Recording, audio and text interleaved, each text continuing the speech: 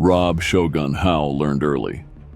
You either bury your pain or it buries you first. By 12, he was breaking into homes. By 16, he was chasing a prison sentence on purpose, not for survival, but for revenge. Grief sharpened him, meth fueled him. Brotherhood patched him in, and while most men fought to stay free, Robb fought to get locked up just to settle a blood debt no judge could fix. I'm not proud of a lot of things I exposed my son to growing up, breaking the law, committing crimes on a regular basis, deeply entrenched with the club, bouncing from trap house to trap house, and we actually endured homelessness. This isn't a story about second chances. It's a story about men who don't get any, but claw their way back anyway. Not perfect, not pretty, but possible.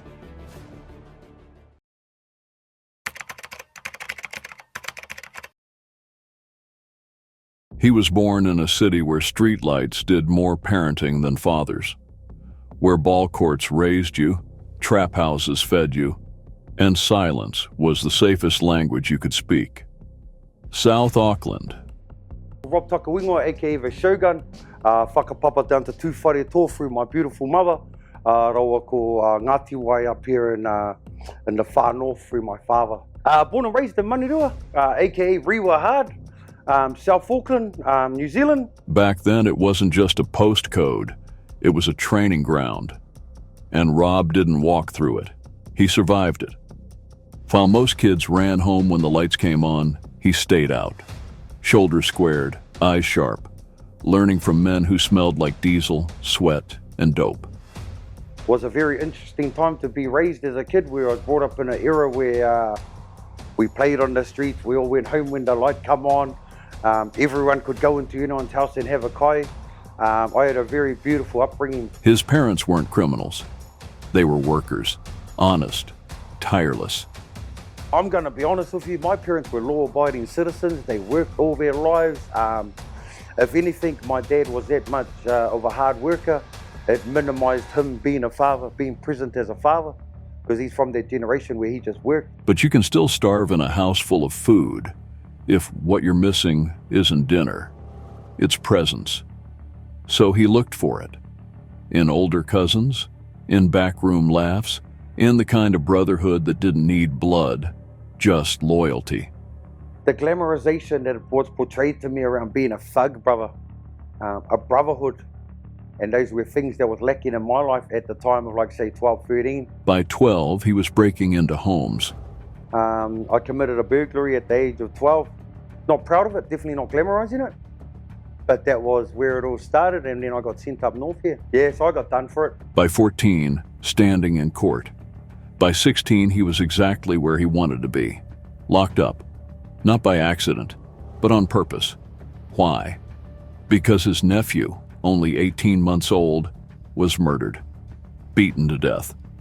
My mum and dad's oldest grandchild, my older brother Paul, his son, was actually taken from us in a horrific way. He was actually murdered at the age of 18 months old, brother. A year and a half years old, he was beaten to death. Once that happened, my only goal was to go to jail and find that fellow who done that to my nephew and do the same thing he done to my father. So I did everything in my power to get to jail, and I achieved that goal, unfortunately. My first incarceration was 16. But prison didn't just kill time, it killed parts of him, quietly and completely. I had a tough when we first went in, to be honest, quite young. Held my ground, done my part, but it was very, now that I look back on it, I did not enjoy it one bit. Behind concrete walls, pain grows teeth. It starts to sound like power. And outside, his mother was getting searched just to hug her son. The one thing that really hurt me the most about that time, now that I'm older and I look back, was seeing what my mother had to go through to come and visit her own child, which was sort out a visitors form. My poor mother used to have to get searched before she could have contact with me, like it's standard.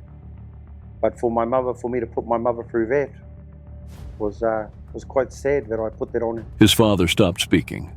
The whispers at the market weren't rumors anymore. They were truths. But inside, he felt something new, important, feared, watched.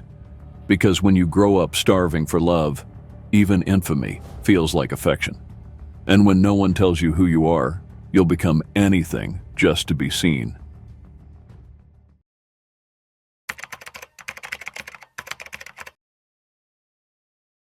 Hey brothers, tired of YouTube's BS and censorship? It's time to break free.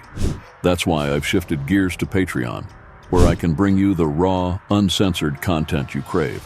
Join my Patreon crew and get an insane package deal.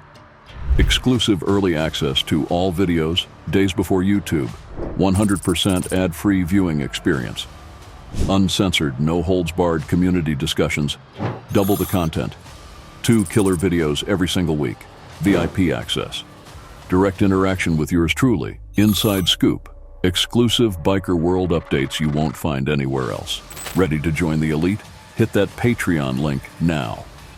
Your support doesn't just keep us rolling, it fuels a revolution of uncensored, unrestricted content. Join now and unlock a world of exclusive benefits.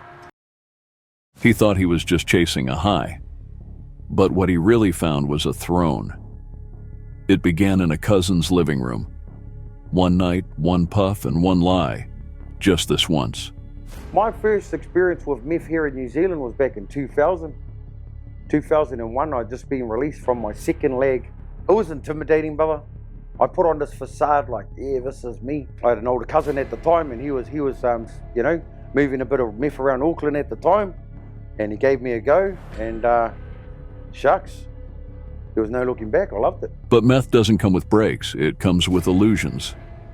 And Robb, he bought into every single one. At first, it was the euphoria, the rush, the clarity, the sense that everything made sense for the first time in years. But underneath that buzz was something more seductive: control. Drugs was a coping mechanism for me when I was young. I was lacking a bit of attention in the home, so I occupied my time with recreational use of drugs. Started off with marijuana, next minute LSD, dropping a few E's, then we're going on to lines, and then eventually ended up being a qualified meth addict. Because meth didn't just speed him up, it elevated him. He didn't feel broken anymore. He felt important. Back then, hey, because let's be honest, it started off with the name P because it was called Pure here in NZ. Well, it's definitely not pure anymore, but the way that it used to make me feel back then was amazing at the time. The calls never stopped. The doors never closed. Everyone needed something, and Robb always had it. The trap house became his empire. And with it came followers. Not friends, not family, but addicts who'd trade anything for a taste. Dignity, loyalty, even their own blood.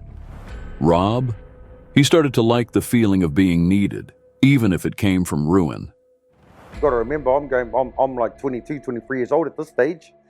And to feel that way at that age is just like, you just want more and more and more. I'm going to be honest with you, Brother Dave, that I was more addicted to the lifestyle than the actual using and the addiction. One thing I clicked onto early is, bro, if you've got meth, people will do whatever they want for you. Junkies, and at the time, I fed on that. I love having the power over people, whether it be a woman or a man, just because I had a bag. But meth doesn't hand out power. It rents it at the cost of everything else.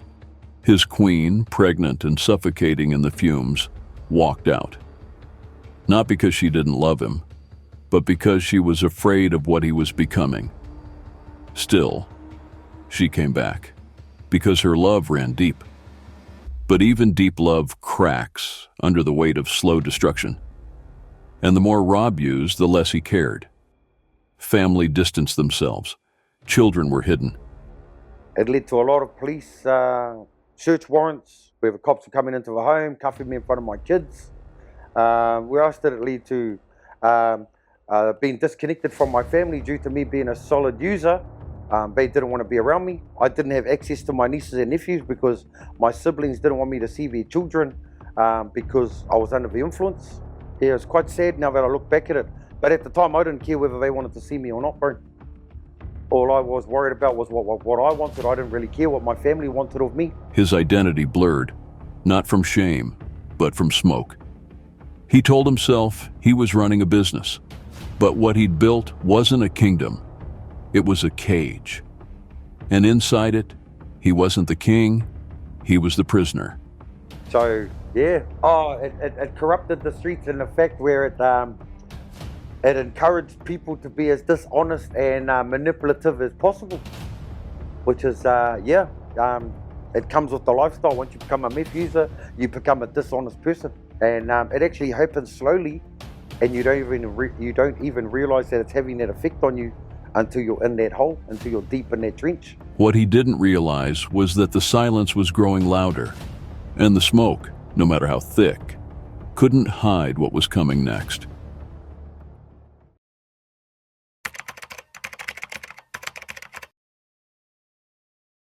It didn't happen all at once. Robb's path into the MC world started long before the patch, long before the prison yard handshakes and loyalty pacts. It began in the silence of his cell. In 2016, he found himself locked up again, meth-worn and hollowed out. But this time, there was someone different inside. An older inmate, calm but cold, a long-standing figure in the New Zealand nomads. So I was incarcerated in 2016. I met a man in there who was a hierarchy, been with the New Zealand nomads for a long time, and I actually bonded with him. The man carried a presence like a badge, and when he spoke, people listened. At first, it was just conversation, stories, brotherhood, structure.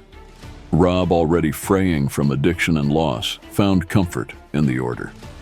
Because while meth gave him power, the club promised purpose.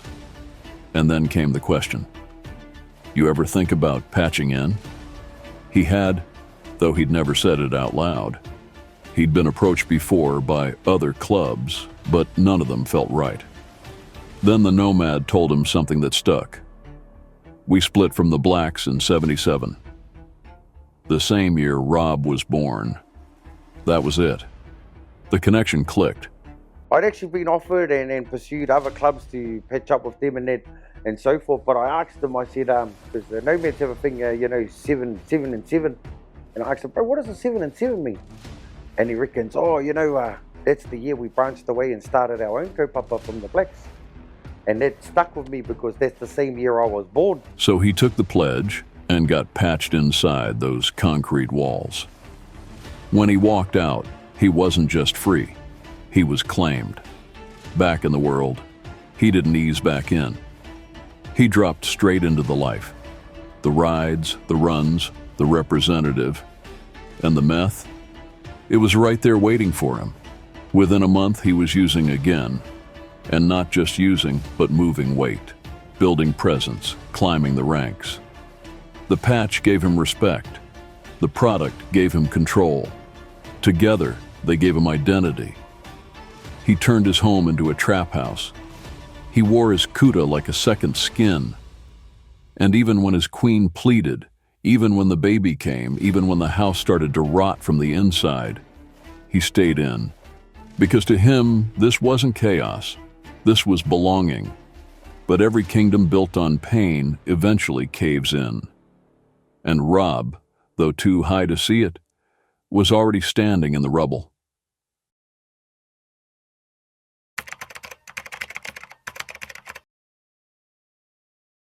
The house was no longer a home.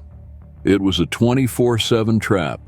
Doors never locked, pipes never cold, and chaos echoing off every wall.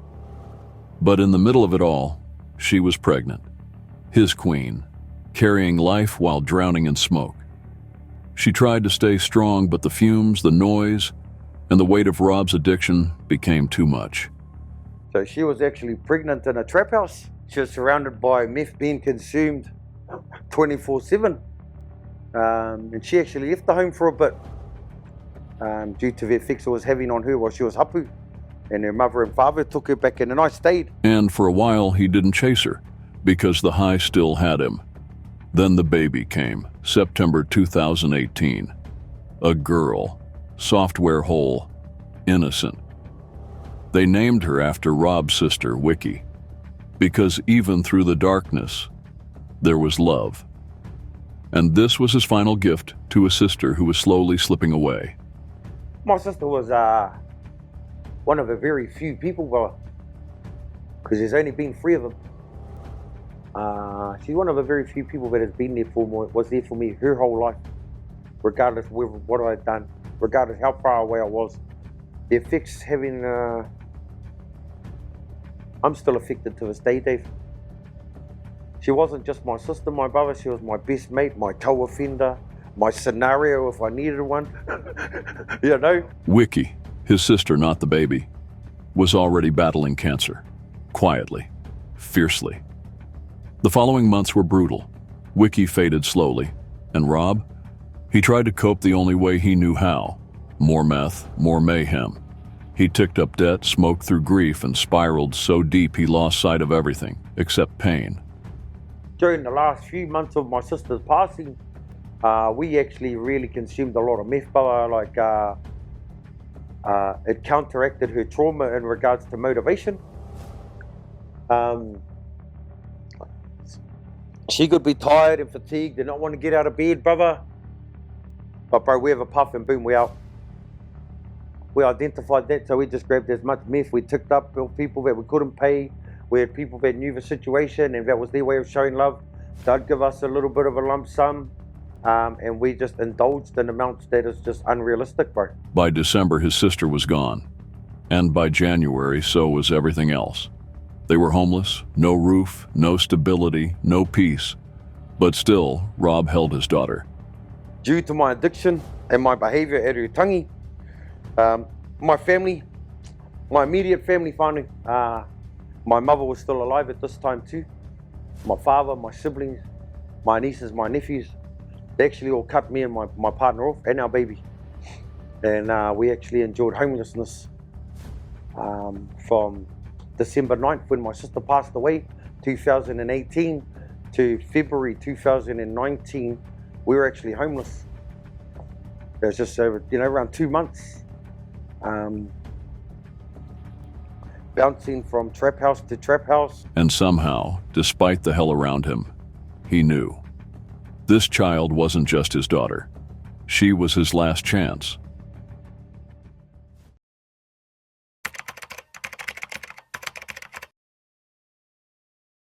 They had nothing. No money, no house, no plan. Just each other. And a newborn sleeping in a backpack Robb had cut open so she could breathe while pressed against his chest. My partner and I were on there for, I believe it was 2 to 3 weeks. Bouncing around Aotea Square, Albert Park, Auckland Domain, for places to sleep, brother. You've got to remember that at this time, our daughter's only 3 to 4 months old. Her bedroom was a backpack that I'd cut a little hole in. I'd wear a backpack this way and have a hole in it where she could pop her head out. But I'm nursing her and that was her room, brother.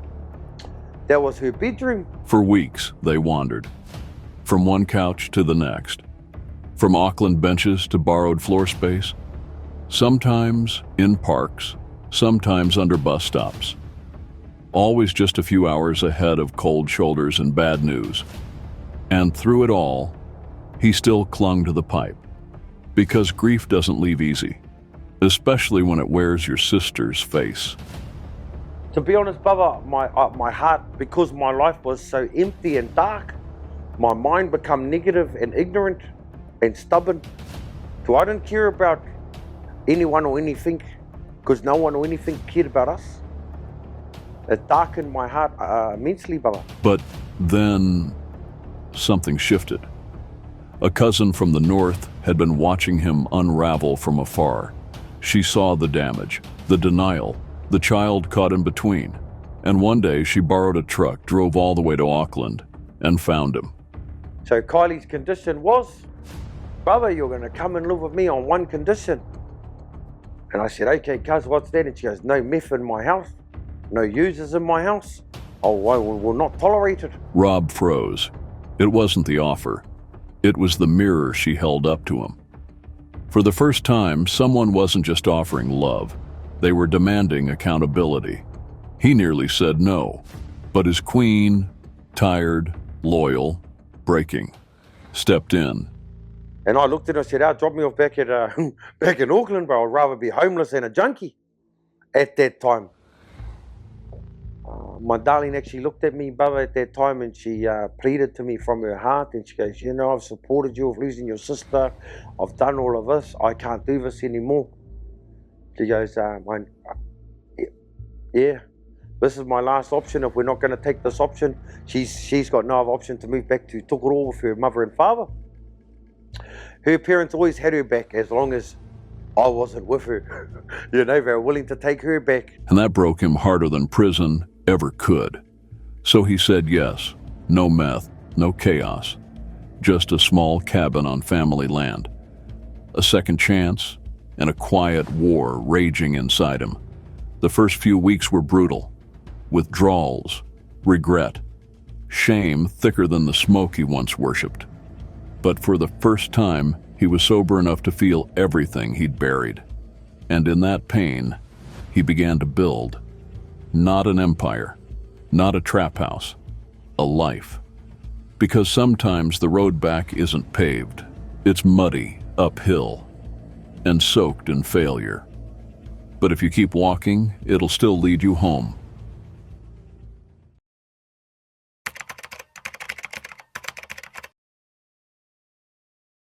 Recovery didn't come in a straight line. It came in sharp turns, broken promises, and 100 quiet moments where Robb had to choose between the bag and the baby. At first, he held the line, followed the rules, and stayed clean.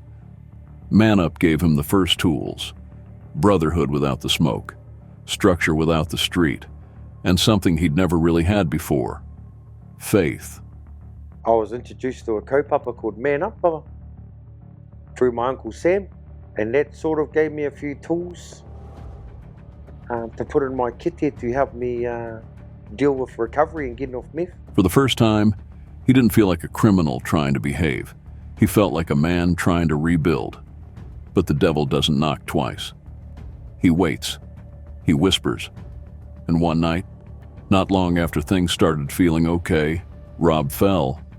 He picked up, just one, then another. The one thing I will say it did for me also, it planted a seed in me in regards to forming a relationship with our Heavenly Father and embracing Him into my heart and into my life. And it's been an up and down journey since then, brother. Hey, 1 minute I'm praising God, the next minute I'm looking for a bag. You know, I'm going to be honest, I have lapsed along the way. You know, I have fallen off along the way as recently as 5 months ago. I'm human. Grief came back like a storm. His sister's birthday, her death anniversary, the weight of what he'd lost and who he used to be pressed down like old chains, and for a moment, he'd let them win. I've relapsed. I have triggers for it that I've just identified in the last few months also. You know, like when there's times when it's my sister's birthday or the anniversary of her passing, I sort of lose it, bro. I fall off the tracks. I go off the rails every now and again. But this time, something was different. He didn't disappear. He didn't run. He admitted it, faced it, and fought back. Because now, he wasn't just doing it for himself. He had a daughter who remembered bedtime stories, a son who called him best mate, a queen who had held him through hell, and a community finally seeing who he was, not who he used to be. So he got back up. He went back to meetings, back to prayer, back to standing in front of rooms full of strangers and telling the truth. Ugly, unrehearsed, red-eyed truth. Because that's what real recovery looks like. Not perfection. Not Instagram inspiration. Just a man who keeps choosing the hard road because love is waiting at the end of it. So I'm venturing on that journey at the moment and I'm embracing it with open arms, and it's exciting times, brother. It's an exciting times. Another thing that I'm venturing out on at the moment is this kaupapa here that I run with my young fella. This is the vision, this is the direction I'm wanting to pursue. And as you can see, it's real means recovering every day against life. And it's not necessarily recovering from drugs. You could be recovering from grief, from anxiety, depression, from trauma, recovery covers a large variety of topics, brother. He still slips sometimes, still misses her, still prays with shaking hands. But now, when the whisper comes, he knows what's at stake. And when he looks in the mirror, he doesn't see a dealer or a junkie or a ghost in a CUDA. He sees a father, a brother, a fighter. And that's enough.